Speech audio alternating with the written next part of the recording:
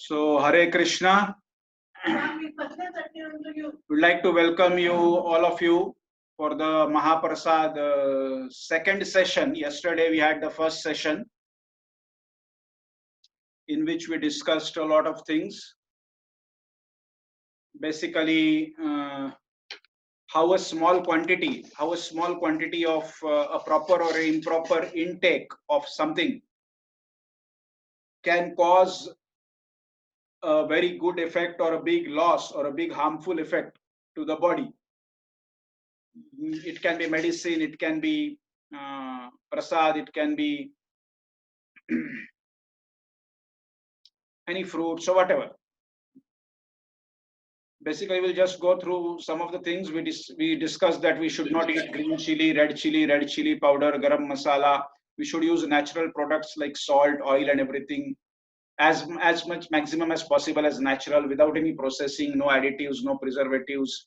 We should not use aluminium utensils and plastic bottles and all these things. We should use iron, tawa, kadai, brass, bronze, all these things.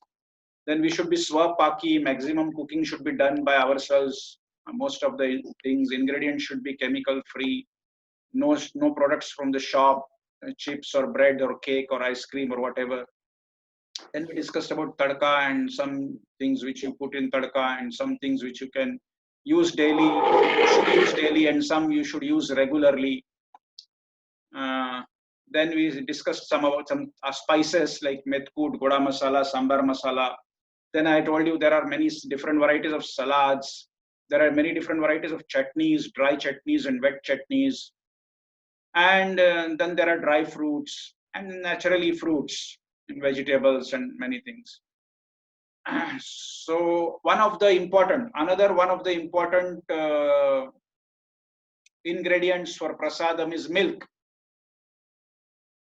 And in Bhagavatam, Canto 1, Chapter 8, Shloka 15, Prabhupada writes in the purport that basically prasadam helps the tissues in the brain to develop, by which we can understand spiritual matters.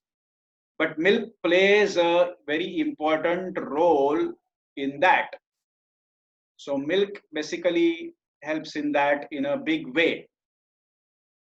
That cow milk, that also specifically cow milk.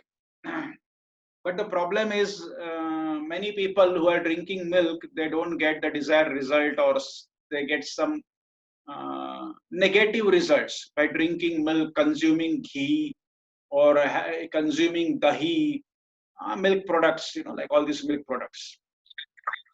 That is because the milk we are using is not milk. The milk you are using, because you are purchasing from the shop in a plastic bag or a Tetra Pak. One of my cousin who stays in USA, one of my cousin who stays in USA,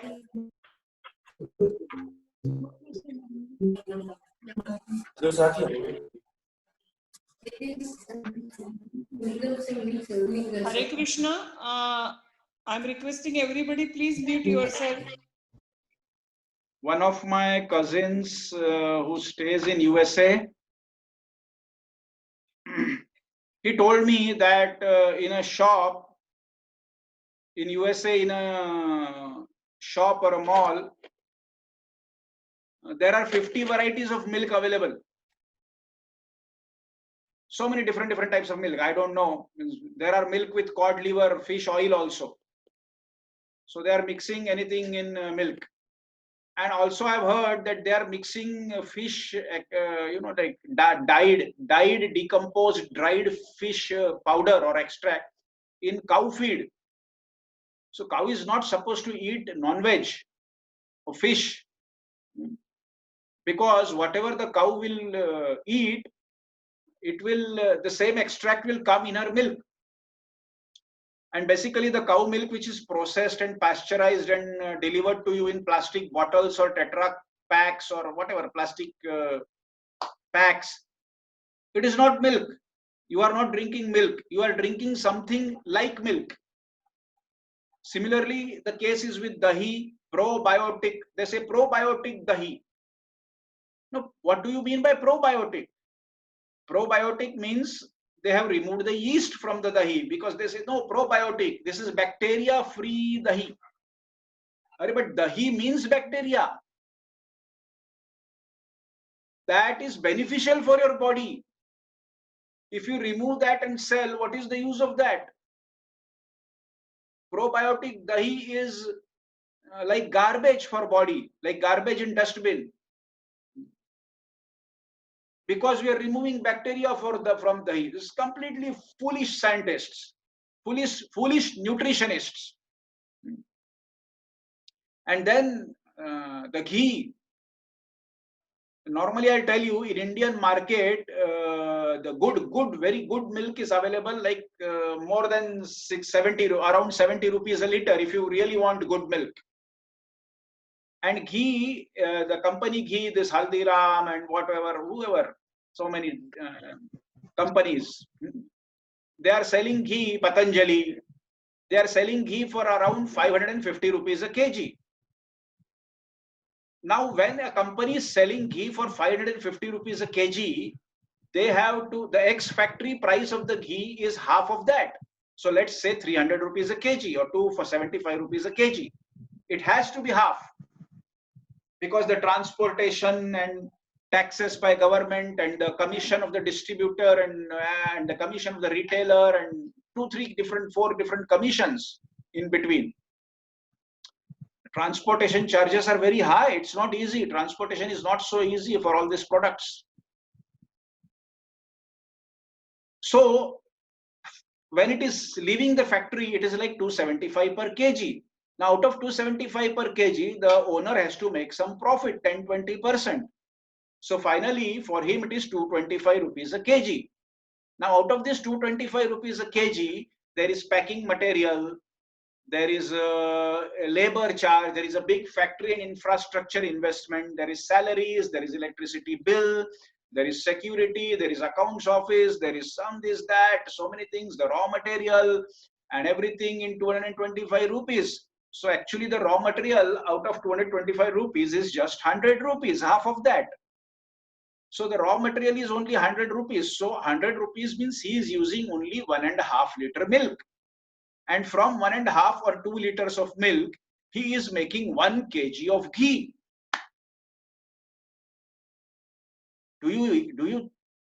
Can you imagine? This is adhokshaja.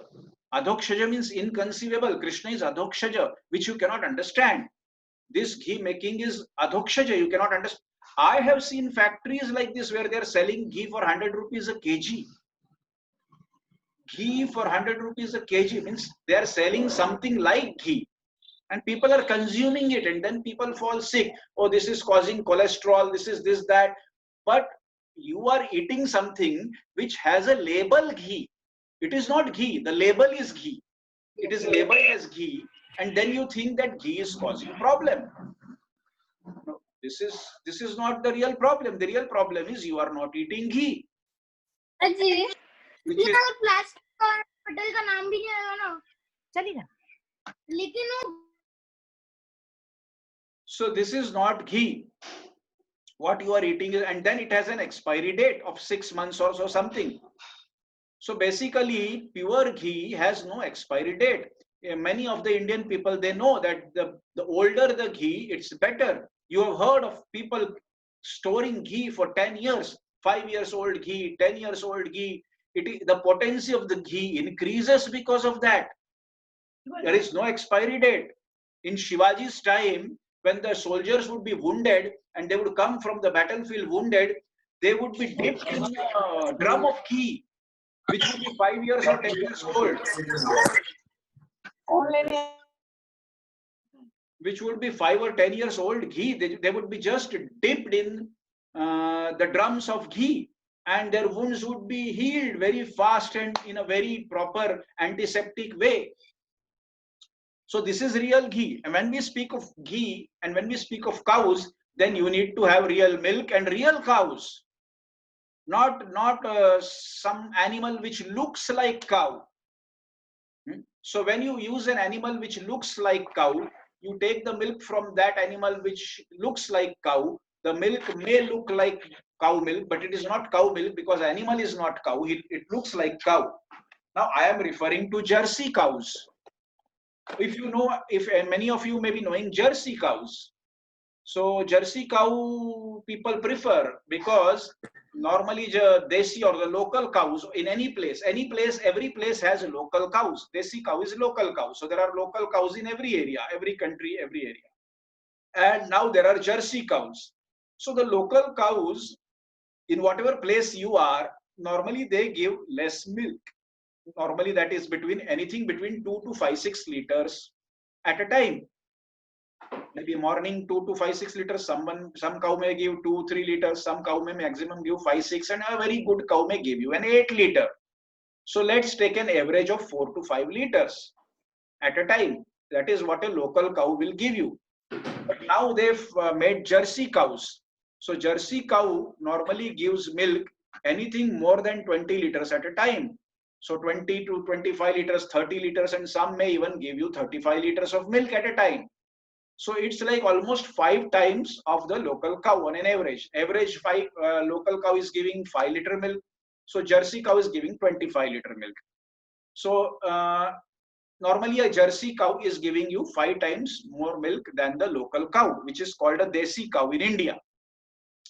Now, Jersey cow, the size is same, the local cow size is same, the weight is same, the animal is looks the same, both of them look the same. There are many natural differences between them. But one of the main problem is how did they develop the Jersey cow? So Jersey cow is a cow with a gene of with a milk producing gene of a pig, of a hog. The Jersey cow is exactly a cow, but the milk producing gene in that cow is from a pig or a hog. That is called gene tailoring. There is something called gene tailoring. So gene tailoring means you remove the cow's gene, milk producing gene, and substitute it with a pig's milk producing gene. Now, why you substitute it with a pig's milk producing gene? Because pig gives a lot of milk. Because cow has only one calf, so she has to give milk to feed one calf and some little extra stock which the humans use. But pigs they have at a time 10, 15, 18 children, and they need to produce milk to feed 10, 15, 18 children. So they have a gene which produces a lot of milk. So when you remove gene tailoring, means you remove the milk producing gene from the cow and you substituted it with a milk producing gene from the pig. That is gene tailoring. So what happens is that cow gives birth to only one calf, but it gives milk 5 or 6 times more than the normal cow because the gene, she has a gene of more milk producing from the pig, but now it is active here. So one thing is the consciousness of Jersey cow milk is that of a pig consciousness or a hog consciousness. One thing that gene makes an effect. Another thing is that milk nutritious? Even if the cow is producing it, okay, cow has a system, it produces milk, it will have some cow milk qualities. But is that milk nutritious? Now a Jersey cow and a normal local desi cow, both of them are same size, same weight, everything same almost. And they consume same quantity of food every day. Maybe the Jersey cow eats 20% extra. Of course, it is not eating twice of what the normal cow is eating. So let's assume that the Jersey cow and the local cow, both of them eat same quantity of food, or maybe the Jersey cow is eating 20% extra. Now, this is a cow. Yeah, so this is a cow. The input is, there is some particular quantity of input. Output is milk, particular quantity of milk. Both the cows, the Jersey cow and the desi local cow, both of them are eating same quantity of food. So input is same, input of proteins, minerals, carbohydrates, starch, everything is same. Both the cows give the output of minerals, protein, starch, carbohydrates in milk, calcium, whatever. But what happens is the same quantity of calcium, protein, minerals, carbohydrates, and whatever, starch, the desi cow gives that extract in 5 liters of milk. And the Jersey cow gives the same quantity of minerals, protein, starch, carbohydrates in 25 liters of milk. Did you understand this point? A particular fixed quantity of calcium and what? Protein, starch, minerals, carbohydrates, whatever it is. All that, the same quantity in one place is distributed in 5 liter of milk. In one quantity, it is distributed in 25 liter of milk. Which milk is better? Which milk is more nutritious? This 5 liter milk is 5 times more nutritious than the 25 liter milk. So this 25 liter milk is 5 times diluted milk. So if you drink this 1 liter of desi local cow milk, whatever nutrition you will get out of that, to get the same amount of nutrition, you have to drink 5 liters. You have to drink 5 liters of milk from the Jersey cow to get the same quantity of nutrition. So this is dilute milk. It is not providing you any nutrition, only to increase the quantity. The quality has been diluted. So it is not basically the proper milk, because it is not a proper cow. So this is the problem. And 90% of the milk in the world is Jersey cow milk. Hardly there is some local cows, and people are interested, because local, now it is business. In the scriptures it is said cow products should not be sold. Never. Cow products should never be sold. Why it is said? Because the day you start selling cow products, the commercial aspect, the business mind, you will start exploiting and squeezing out of it. And you will destroy the cow to get more and more benefits. Because then you will think how the cow can give me 25 or 30 liters of milk instead of 5 liters of milk. And why should I give a couple of liters to the calf? I should kill the calf and take all the 30 liters of milk. Why I should take 27 and give 3 to the calf? So just as soon as the calf is born, you remove him, kill him, sell it to someone, some parts or bones and everything, and then you use all the 30 liters of milk for the next few months. But that is the milk with the pain, terrible pain and terrible grief of losing a calf. And that will come down, the consciousness and the effects of that will come down in the milk, and that you will drink. So that's why it is a big problem. Not only the local cow, not that local cow milk, this, that. The cow should be happy. The cow should be taken well care of. That is why is Krishna with cows all the time? Why not horses? Why not zebras? Why not camels? Why only he has cows? And he's taking care of cows personally. So by his own example, he wants to show that you have to take, if you want to live healthy life, nice, peaceful, joyful life, you have to take care of cows. You have to love cows. Without loving cows, you cannot understand Krishna. Without understanding cow, you cannot understand Krishna. Without understanding Prabhupada, you cannot understand Krishna. People, they want to know Krishna, but they don't want to know Prabhupada. They don't want to know. They just want to skip or bypass the cow, bypass Prabhupada. Bypass Prabhupada's instructions. By bypassing Prabhupada's instructions, by bypassing cows, by bypassing the Brajvasi mood, by bypassing the gopis, by bypassing Chaitanya Mahaprabhu, you cannot go to Krishna. By bypassing Nityananda Prabhu, who is you cannot go to Krishna. So Krishna, and you see, Krishna also is going to forest and enjoying lunch pastimes and enjoying breakfast and Yashoda Maya and all these things. There are so many leelas about that. And in Chaitanya Charitamrita, Chaitanya Mahaprabhu and all the devotees are having prasadam. Basically, there may not be much description about prasadam in Bhagavad Gita. Krishna has just touched the subject briefly. Similarly, there may not be much description in Bhagavatam about prasadam, but in Chaitanya Charitamrita and Krishna Leela, when you see Krishna Leela, so much of prasadam description is there. Krishna is enjoying lunch pastimes. Krishna is tending to the cows. You just see how is Krishna's lifestyle. That is the best lifestyle a human is supposed to live. Krishna, and similarly Chaitanya Mahaprabhu is showing you devotees' lifestyle. Krishna is showing you his own lifestyle. When Krishna comes, he shows you his own lifestyle. He's a cowherd boy. He's running around in the forest, full of flowers and trees and kunds and water and all this thing. And the cows are roaming around in the forest. All the mud in full of Braj is completely smeared by cow dung and cow urine all the time, with this fragrance of cow dung and cow urine, which is so antiseptic. So there are no bacteria, no coronas, no viruses, no germs. Just because of that, everyone is super healthy.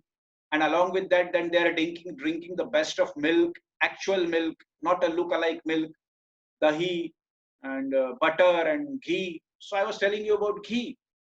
So actually ghee is to be prepared according to the proper process, which is you have to make dahi, then you have to churn the dahi. When you churn the dahi, butter will be separated and buttermilk will be separated. So a hand-churned butter, then you melt it and it becomes ghee. That is the real ghee. That is the ghee which the scriptures are talking about. That is the ghee that will benefit you after you eat it. That is the ghee which is actually cholesterol free. It doesn't what you say, give you any cholesterol problems. It doesn't give you any cholesterol problems. Now people say ghee gives you cholesterol, this, that, but you are not eating ghee. And most of the time I stay alone. And when I stay alone, even when I'm staying alone, most of the time I churn my own butter. Because I don't want to eat this nonsense garbage Amul butter. Amul butter is just, the quality of Amul butter is equivalent to throwing it in dustbin without opening the packet. And we are paying for it. 40 rupees for a 100-gram slab. It is not at all butter. Ghee is not ghee, butter is not butter, milk is not milk, dahi is not dahi. The label is milk, the label is dahi, the label is butter, the label is ghee. Inside the product is not that. And then we are consuming that, and we are in a misconception that I am drinking milk, so I should get this benefit. I am eating ghee, I should get this benefit. I am eating butter or whatever, I should get this benefit. So first of all, we are buying this dustbin butter from the shop, which is equivalent to which is as good as to be thrown in the dustbin. Then we are applying it to another item which is to be thrown in the dustbin, that is bread. What are we eating? This bread, yes, if you make bread in your home, as I said, it's fine. Okay, that is fine. Anything from the shop is a big problem. These people who are business minded, who are selling some food items to you, they are not selling this because they care for you. They don't care for you. They care for themselves. In Maharashtra, we have a gripe water, like small children, when they are very small, like 2-3 months old, they cannot eat anything. So there are some mineral waters, like mineral waters or something like that, which normally are available in the market for to be spoon-fed to the child. So in Maharashtra, since 150 years, in Maharashtra, in Bombay, maybe India also it is available. Since 150 years, there is a very famous gripe water. The most famous #1 gripe water is Dongren's Balamrut. Balamrut means they say it is nectar for children manufactured by Dongre. Dongre is the name of the surname of the person who manufactures that, and he has a factory for that. He has an industry. So Dongren's Balamrut means Dongre's Balamrut. Balamrut means nectar for children. So their advertisement says डोंगरेचं बाळामृत प्यायल्याने बाळ गुटगुटीत होतं, which means by drinking Dongre's balamrut the child becomes gutgutit, means healthy and like chubby, like healthy, chubby. The child becomes like this. But there is a unseen, the part of the advertisement which you cannot see, which is in the bracket below this, which you cannot see, that is Dongrenचं बाळामृत प्यायल्याने बाळ गुटगुटीत होतं, means by drinking Dongre's balamrut the child becomes chubby and healthy, and in the bracket it is written Dongreचं, means Dongre's child. Dongre's child becomes fluffy and what you say chubby and healthy because you are giving Dongre's balamrut to your child. Dongre's child is becoming chubby because Dongre is making big profit. So Dongre's child is becoming chubby and healthy. So this is the meaning. By consuming or by giving Dongre's balamrut to your children, Dongre's children are becoming healthy and chubby because Dongre is getting big profit. That is what we don't understand. And what is Dongre's balamrut? You just take rice and dal and boil it in water, and you remove the dal and rice and just give this water to the child with some salt. That is Dongre's balamrut. Then there is Cerelac, so many child feed. Now Mataji was telling me something yesterday about some new child food products. I am not aware of that, but maybe they are much more dangerous than that. And very and expensive, super expensive. I'm sure they will be super expensive. So this one of the important points which I told you today is the milk is not milk, the cow is not cow, the dahi is not dahi, the butter is not butter, the ghee is not ghee. We are consuming completely wrong things, and then we are getting the wrong results, and then we criticize or abuse milk. Oh, milk, this is like this. This is because this is the dahi and ghee is causing problems. Stop eating ghee. Then the doctors say, no, you should not eat ghee. You should not drink milk. You should be vegan. But you never drank milk. You don't know what is milk. You don't know what is ghee.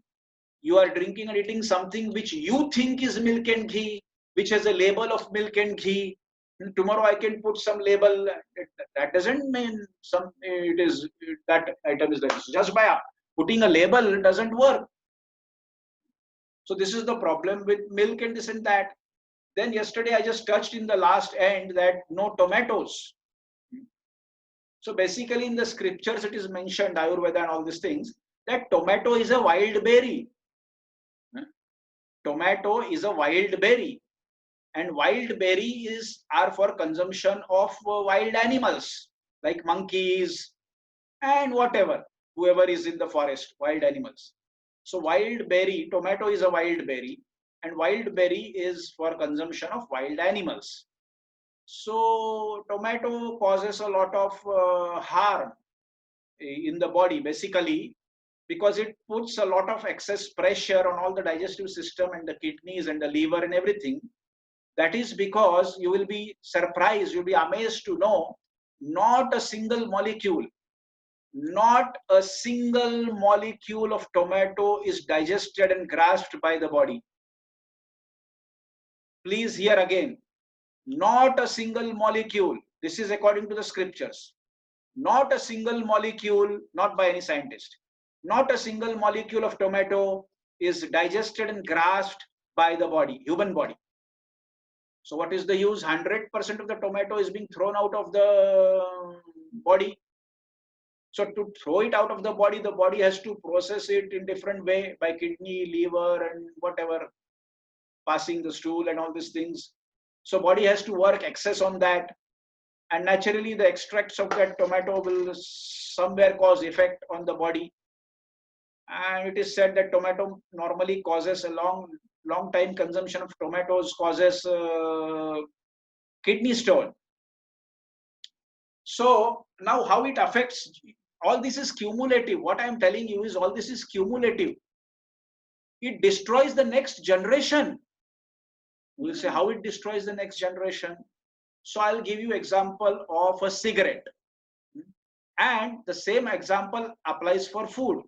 Instead of cigarette, we are consuming something wrong food products, which is creating some harmful effects in our body, in our blood, in our whatever, in our liver, in our kidneys, in our heart. So let us assume an example of a cigarette. Now let's say a person starts smoking 10 cigarettes every day from the age of 15 years. When the person is 15 years old, he starts smoking 10 cigarettes daily. And he smokes 10 cigarettes daily for 15 years. So his age is now 30 years. So currently he has no cancer, he is no disease, he has nothing, he looks healthy. But smoking 15 years, 10 cigarettes daily has caused the harm that has to be caused. It may not be visible externally as of now, but the harm to the blood, to the liver, to the lungs has already been done. So what happens is then he gets married and then he has a son. Now this son has the same blood from the father. Same blood from the father. Now this blood already has a, by default, it has a defect of 15 years of smoking a cigarette, 10 cigarettes daily. You know, the blood is already by default defective. In the child at the time of birth, he is gifted the blood from his father, which is by default already defective, with the defects of smoking 10 cigarettes daily for 15 years. So now this child grows up, this child becomes 15 years old, this child starts smoking 10 cigarettes daily, he smokes that for 15 years. So he is of 30 years of age, then he has a child, he gets married and he has a child. So what has happened is his blood has the defects of smoking 10 cigarettes daily. For his blood has defects by default of smoking 10 cigarettes daily for 30 years.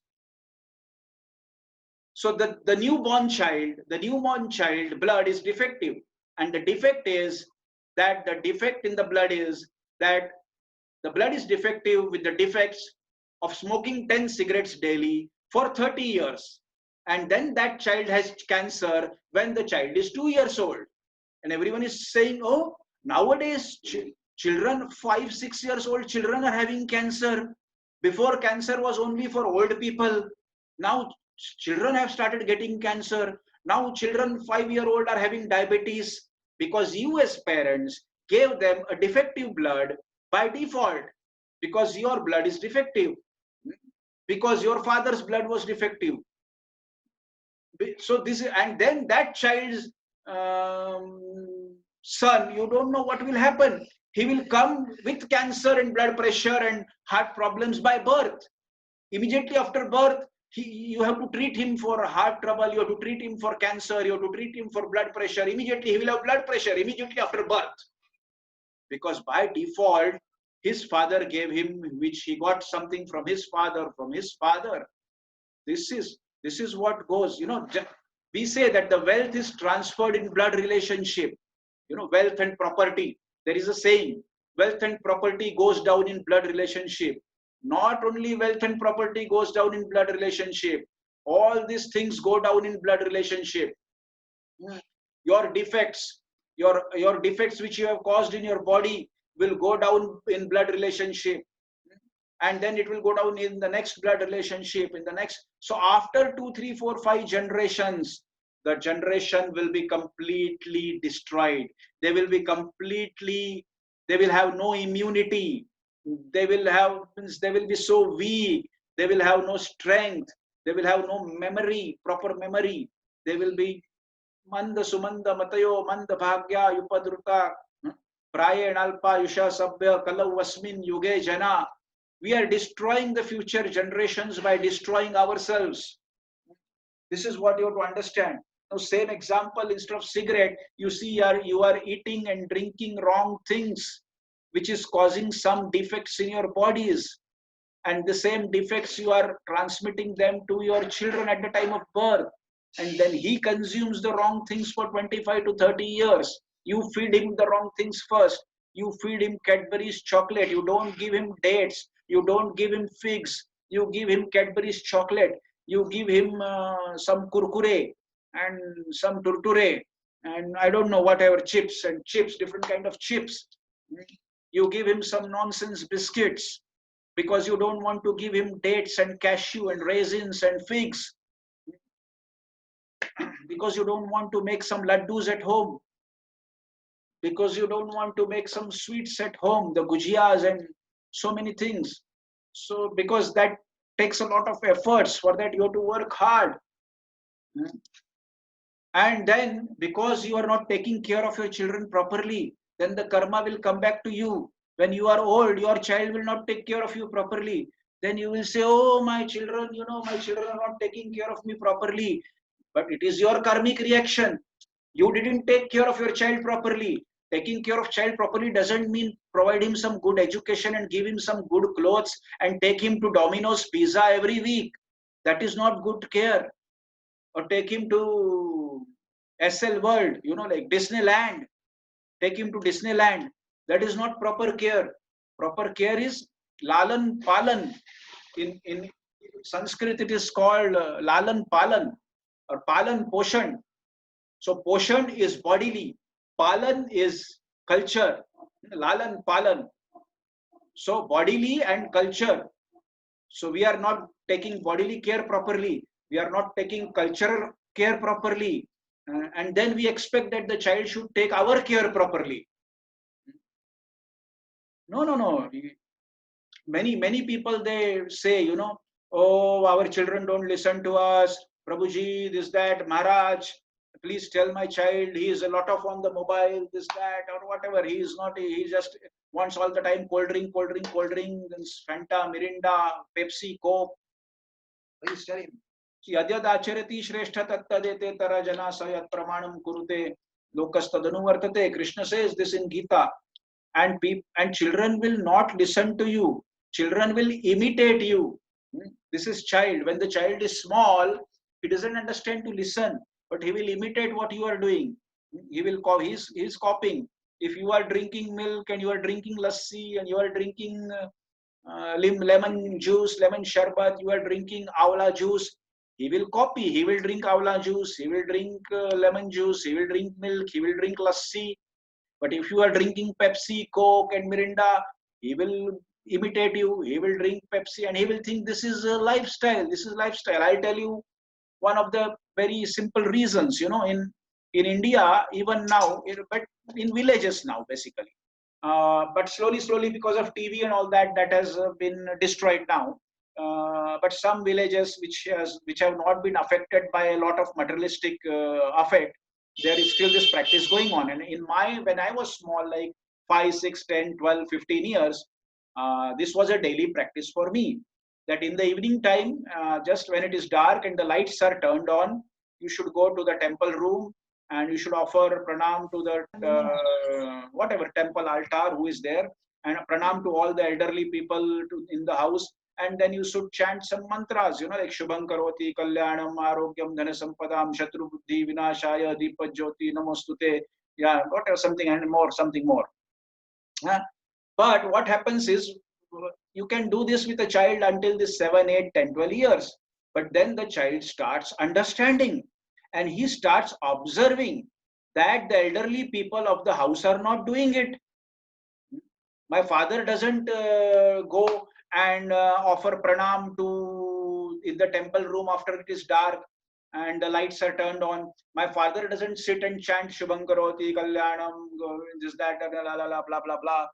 So this means all this is for small children until a particular age. Now I am 14 years of age. Now I don't need to do this. This is for children who are less than 14 years of age. So that is what happens. You tell your children, oh, go and do this. You should do this. You should do pranam to elderly people. You should do pranam to this every day, morning and evening. But if you are not doing it, the child is not going to do it after a particular age limit. When he starts understanding, he sees once a person starts understanding, there is no need to do all these things. This is one problem. Another problem is we don't understand the scriptural injunctions properly. Like I was, because we are discussing prasad and chanting, these are the two main aspects. So there is Hari Bhakti Vilas or something, not like Hari Vijay. Hari Vijay. There is a scripture called Hari Vijay. In that there is a 2 lines. It says, Hari Mukhe Mana Punyachi Gadana Kon Kari. This means chant Hari by your mouth. Mukhe means mouth. Hari Mukhe Mana. Mana means chant. So chant Hari by your mouth. Punyachi Ganana Kon Kari. Don't chant the name of Hari for some auspicious result. Don't do that for auspicious result or for some fruits, for some selfish motive with an expectation of some fruit. Punyachi Ganana Kon Kari. Don't do this. Don't do this. So don't chant Hari's name for some benefits, for some as an auspicious activity, for which, so don't do. No? So now this is an instruction. Do you understand that this is an instruction?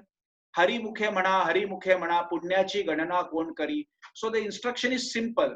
The message of the instruction is chant Hari, and when you are chanting Hari, you should not chant with a mood of performing an auspicious activity or performing an activity to derive some benefits or some selfish motives or something like that. It should be selfless. But I have seen many people who chant these 2 lines on a japamala. They chant Hari Mukhe Mana, Punyachi Ganana Kon Kari. Then Hari Mukhe Mana, Punyachi Ganana Kon Kari. Hari Mukhe Mana, Punyachi Ganana Kon Kari. Hari Mukhe Mana, Punyachi Ganana Kon Kari.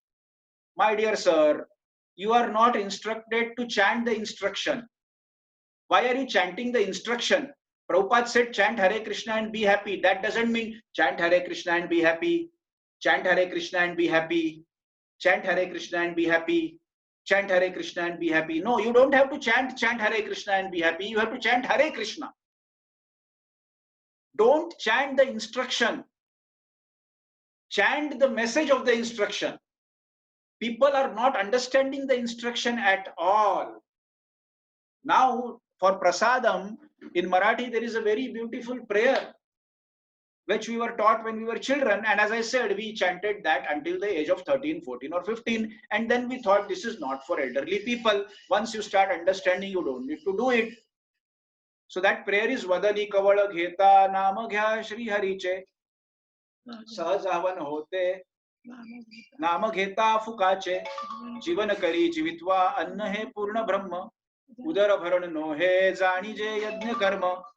Wonderful prayer. Vadani, Vadana means mouth. Kavala means morsel. One morsel. Kavala means a morsel. Gheta means to intake. Vadani Kavala Gheta. When you are putting a morsel in your mouth, Nama Ghya Shri Hariche. Please chant the name of Hari. So you should Hari, and then you should put the morsel in your mouth. Sahaja Havan Hote Nama Gheta Fukache. Just by chanting the name of the Hari, whatever you are eating will become Yagya, Havana. It will become Yagya. It will not remain simple food. Sahaja Havan Hote Nama Gheta Fukache. Jivana Kari Jivitva Anna He Purna Brahma. It will sustain your life, body, soul, everything. And this prasadam is non-different than Krishna, Anna He Purna Brahma. Udara Bharana No He Zani Je Yajna Karma. And this prasadam is only to fill your stomach to the proper capacity, not more than that. Don't overeat. Udara Bharana No He. It is just for sustaining your life, not for sense enjoyment. Don't overeat. Udara bharana no he jani je yajna karma. Consider it as a yajna karma. It is not for your enjoyment. It is for pleasure of Krishna. Udara bharana, just for sustaining your life, sustaining your body. Accept only that much what is required. Now, what does this? So, forget about all the last three. The first two lines. What are the first two lines? First two lines are Vadani Kavala Gheta, Namagya Shri Hariche. You should chant Hari Hari when you are taking a morsel in your mouth.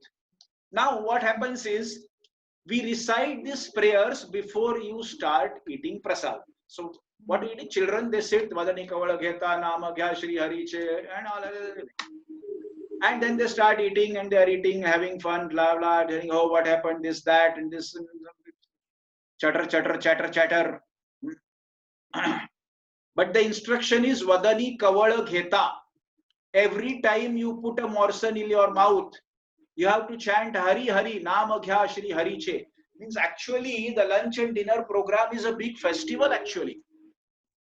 Eating is big festival in scriptures. Although someday you try to follow it.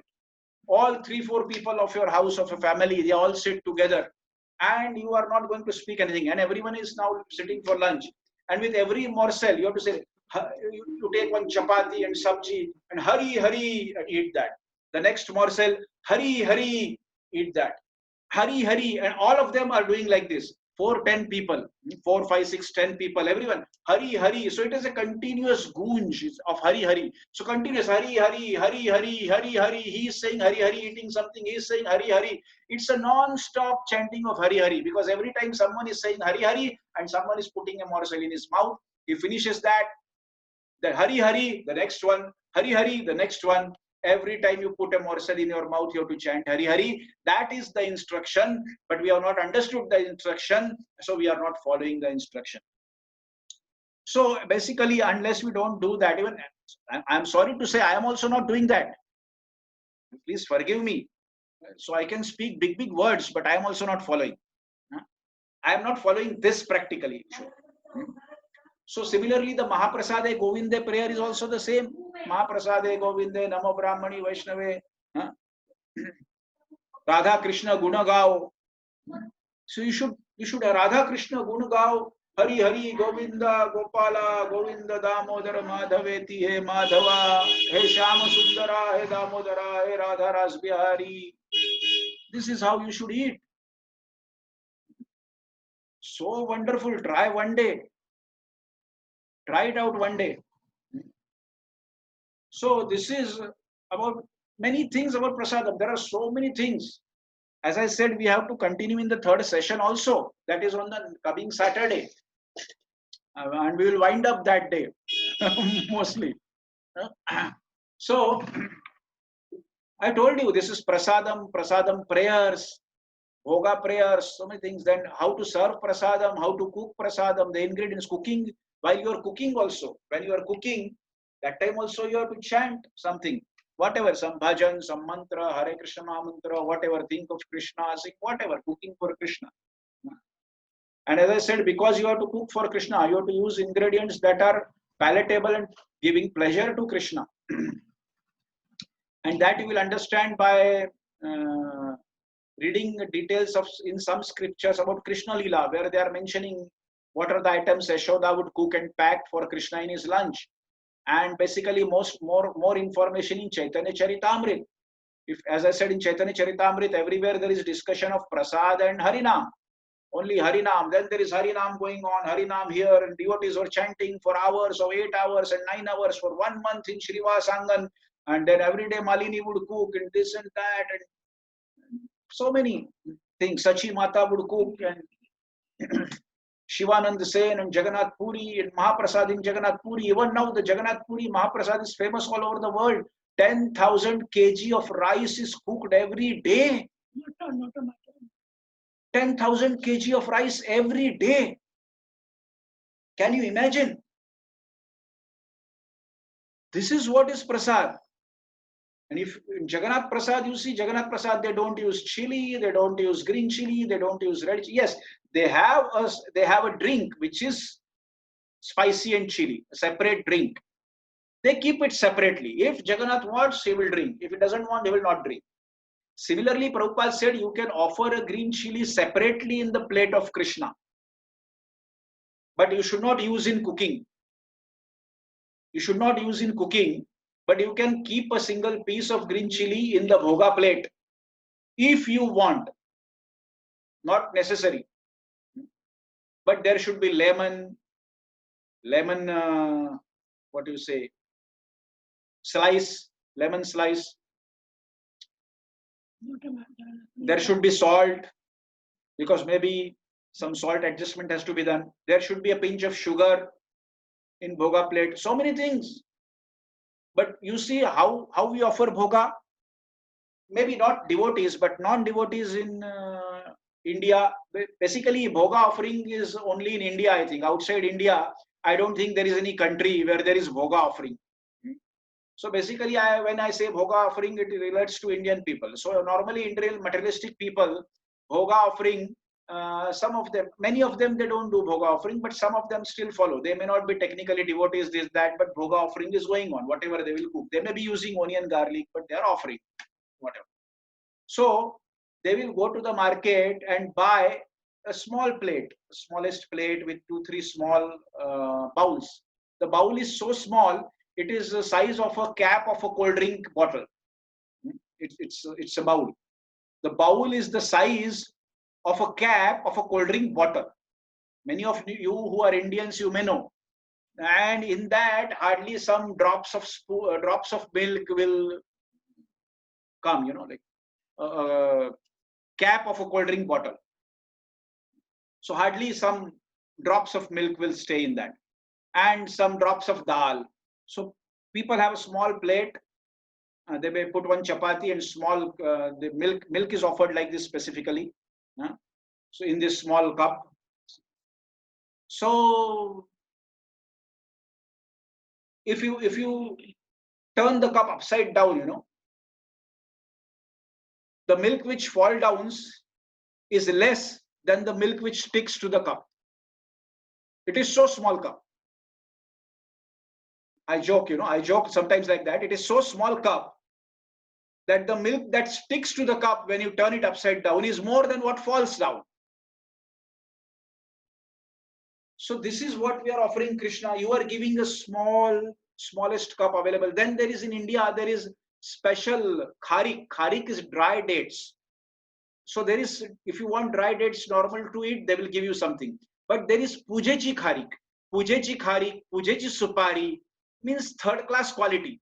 Third class quality dry fruits, third class quality ingredients for puja. So you go to shop and you tell him, I want some dry fruit for puja. Then he will give you some decayed and decomposed third class quality. So you just offer in puja and then you throw it out on the street or for the cows or whatever it is. And for yourself, you bring the best quality of dates and dry fruits, and that you don't offer to as bhoga, that you eat.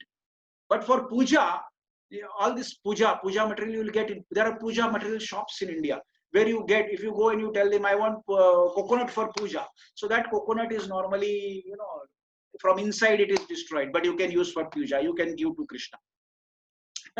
So you are giving some decomposed dried coconuts and dry fruits and for puja, and then then this milk, small in a cup which is like a size of a cap of cold drink.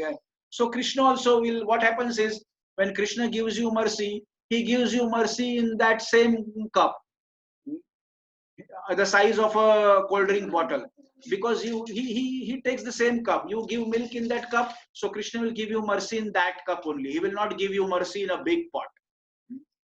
So why is Jagannath merciful?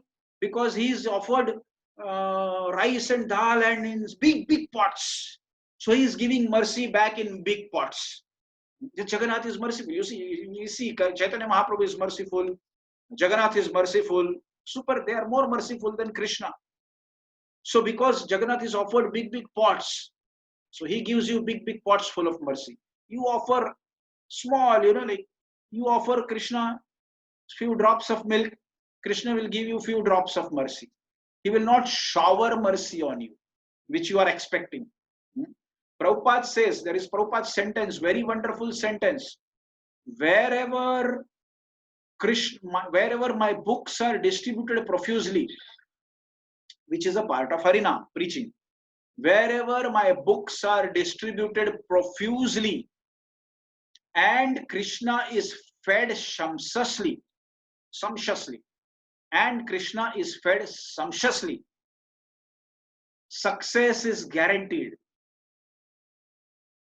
So Krishna is fed sumptuously means you should shower Krishna with bhoga. He should be drenched as a person gets drenched in the rain.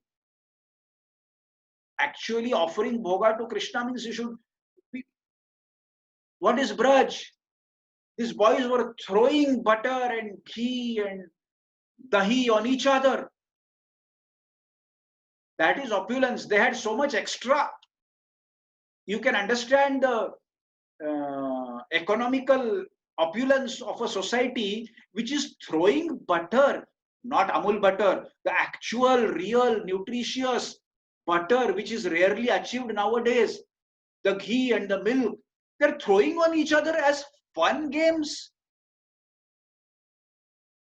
Can you understand the opulence that time? Can you throw milk and butter? Let's have festival. 5 kg of freshly churned butter, 25 kgs of ghee, 500 liters of milk will throw on each other in Janmashtami. Can you afford? You cannot afford that. This is what they were doing daily. Daily milk and ghee and butter massage. And then they have the best of skin. This is the reason for best of skin. Skin doesn't glow because of rubbing it or by a soap which has almonds in it and lotus flower extracts. Now Lux with almonds and lotus flower extracts for your skin. Now this soap is available for 10 rupees with lotus flower extracts and with an almond. Now I calculated an almond, one piece of almond costs more than 1 rupee. And so in a 10 rupee soap, the ex factory price is 5 rupees. In a 10 rupee soap, the ex factory price is 5 rupees. So out of this 5 rupees, there is profit, there is electricity, there is big infrastructure, factory industry, there is salary, there is this, that, then security, the transportation, whatever. So finally the soap actual cost price of ingredients is 2 rupees. So I'm sorry, there was some internet problem. Some internet is problem. Can you hear me? Can you hear me? Yes, Prabhu, yes. So there was some internet problem anyhow. Okay. So in this 2 rupees, he has to manage this almond and lotus flower extract and the soap, this, that. So how much almond do you think is coming in one soap? Not even one almond. He's not even putting one almond. If at all he's putting an almond. First thing is, he's not cheating you. He really is using almond, number one. Then he is putting less than one almond in a piece of soap. Less than one, maybe half or less than half. Some little crumb of almond in one piece of soap. If he is putting. If he is not putting just almond essence, that is different thing. Now, one small crumb of almond and a small crumb of lotus flower extract is put in this one soap bar. And they say this is for your skin, glowing your skin by using this soap. Now this one soap bar, you use it for 15 days, maybe 20 days. So this small crumb, divide that into 20 parts. So 1 by 20 part of that small crumb, you are rubbing Okay. So Haribol, I just changed my internet connection. For your information, I have 4 different internet connections, and one of this, the internet connection which I was using, it's whatever the GB has finished. So I switched to another internet connection. So I hope there will be no problem now. So this small crumb of almond in one soap bar, you divide it into 20 parts. So what small, and then you are rubbing it on every day. In 20 days, you are rubbing it on your skin all over the body. So much of skin area. And you expect your skin to glow by using this soap with almond? But my dear sirs, the dumb-headed people of Kali Yuga, Prayan Alpayushas Sabhya Kalavasmin Yage Jana Manda Sumanda Matayoho. Kali Yuga people are Sumanda Mati. Sumanda Mati. Manda Mati means retarded person, foolish person. Manda Mati. Manda Mati, everyone knows. Every Indian knows what is Manda Mati. So Sumanda Mati. Su, you use Su for something to increase its value, increase its importance. Su is a good quality. Swagatam, suswagatam. Madhur, sumadhur. Swad, suswad. So sumanda matayo. Prayan alpayusha sabya kalavasmin yuge jugna manda sumanda matayo manda bhagya upadruta. How are Kali Yuga people? Sumanda matayo. Very good quality of foolish people. We are all that. This is description of all of us. We all of us are not foolish. We are very good quality foolish people. We are not just foolish people. Please try to understand this. We are very good quality foolish people according to Srimad Bhagavatam, not according to me. So please don't blame me. This is Sumanda Matayo, according to Shukadeva Goswami. The great Shukadeva Goswami is telling all of us in Kali Yuga, we are not foolish. We are very good quality foolish. Ahankara vimudatma kartaham iti manyate. Krishna says in Gita also, good quality foolish. Mudha. Mudha means foolish. Mudha. And Krishna says, Ahankara vimudhatma. Vimudha. V means Vishesha, special. Special Mudha. So Krishna says, one who is special foolish, not ordinary foolish. A special foolish. So we should be proud. We are leaders in foolishness. We are good quality of foolish people. We are special foolish people. We should be proud of that. Not proud of I am intelligent, this, that. According to Krishna and Shukadeva Goswami. Ahankara vimudhatma. This is special foolish people. Not ordinary foolish people. Kartaham iti manyate. So Krishna is referring to us like this. So what I want to tell you is the dumb-headed people of Kali Yuga, that basically not by rubbing almond on your skin, then why are you buying almond soap? You just take an almond and rub on your skin. A pure almond, rub on your skin to glow your skin. But then you will understand that by rubbing almond on the skin doesn't glow. For the skin to glow, you have to eat almonds. This is the process. So, you have to eat almonds. Not by rubbing on the skin, not by rubbing almonds on the skin, you are going to glow.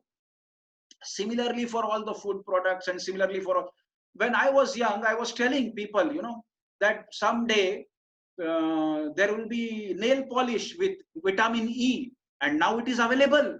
Someone told me, Prabhuji, it is available. Now nail polishes are coming with vitamins and minerals. I said, really?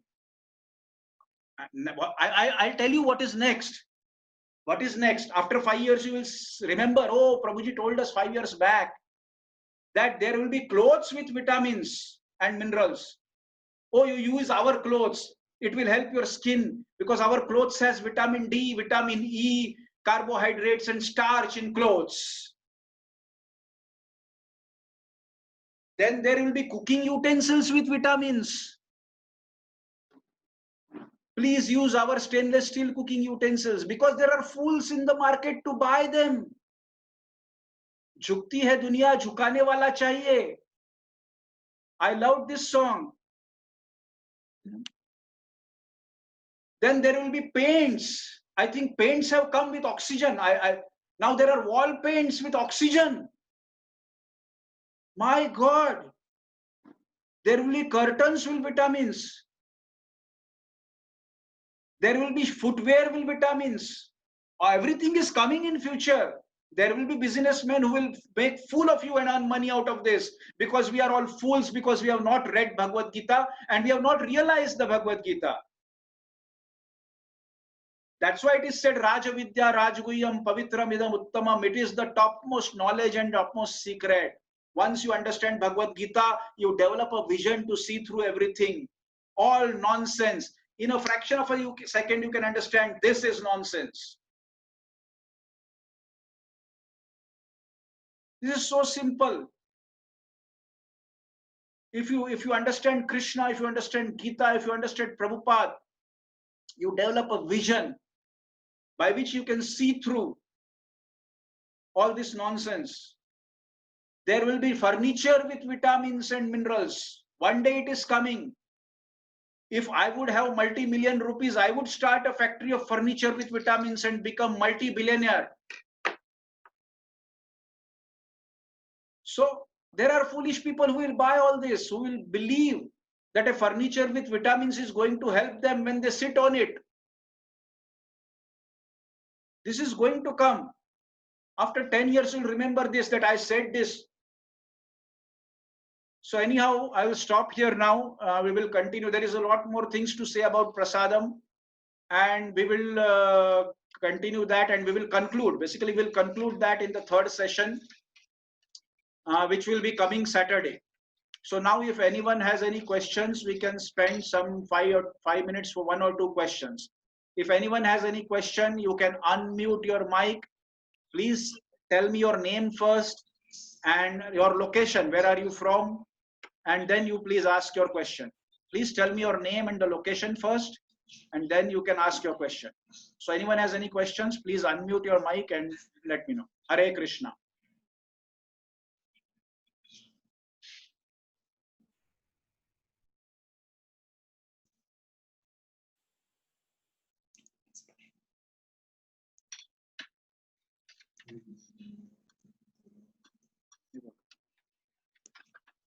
Hare Krishna, Prabhu. Yes. Yeah, Prabhu, you explained very nicely about the prasadam, but now the people like us, which we are staying away from the India and getting the pure ingredients is very difficult. Yeah, I know. So how we can manage? Whatever best is available, you use. Not everything. Same with me. I also don't have best of everything. I try my best to get best of everything. Like milk, you told Milk cow is is a fed by problem all outside dry India. fish and all. Yeah, outside India, milk is Yeah. a big problem. What to do? So devotees, communities can start goshalas for their own consumption. That is what is necessary. Along with preaching all these things, you have to set examples also. That's true, Prabhu. Yeah, but the places like Muscat, it's very difficult. Means it's not is impossible task. So That is like when I was hearing, it's like eating all these items is like putting poison inside the body. so now you understand the meaning and importance of Bharat Bhumi Te Janma Hoile Jar. One should consider oneself fortunate if he is born in Bharat, India. So when you go out of Bharat, India, you understand the importance of Bharat, India. Really, Prabhu, really. Just now we want to come back as soon as possible. That's why I have no desire to go out of India. And you are one of the devotees who are inviting me since long time. And I'm saying, okay, let's see. Yeah. Yeah, Prabhu, please pray. So with such impure ingredients, if you are serving the Krishna, how we can please the Krishna? That I was thinking now. Yes. So, whatever best you have, you give to Krishna. That is the topic. So, Yeah. that's all. Okay, Prabhupada Prabhu. said, Thank you. Prabhupada said, if you don't have cow milk, Prabhupada said that if you don't have access to cow milk, better use buffalo milk. It's okay. But it's not good, not recommended. But at least it's okay for the time being. But it's not a solution. Don't make it a habit. Like you see, if you observe a cow and a buffalo, you can see, simple. One last 2 minutes, I'll tell you. You see, cow is in the mode of goodness, and buffalo is in the mode of ignorance. So cow, you see, cow is very smart, clean, nice, and very loving with bright and sparkling eyes. Cow is like, you observe a cow, any cow, like sparkling eyes, smart, it is like this, and it is clean and like this. So cows are basically in mode of goodness. But they are loving, they are loving. Cows are loving. But a buffalo is in the mode of ignorance. It is dull. It is, like buffalo is always like this.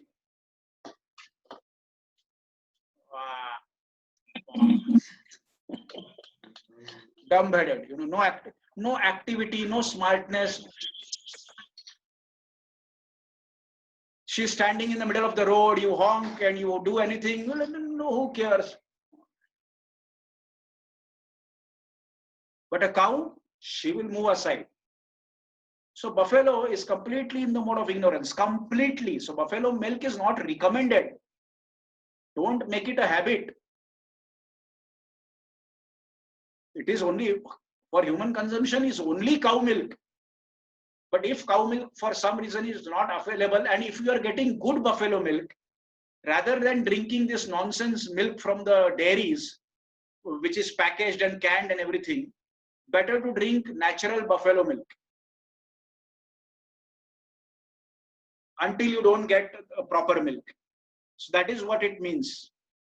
If you really need to drink milk, if you can avoid that, that is good.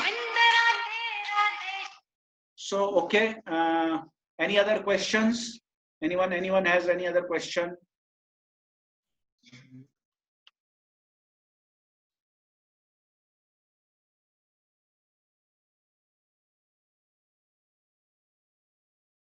So we'll stop here. We'll stop now and we'll continue on coming Saturday. Is that okay?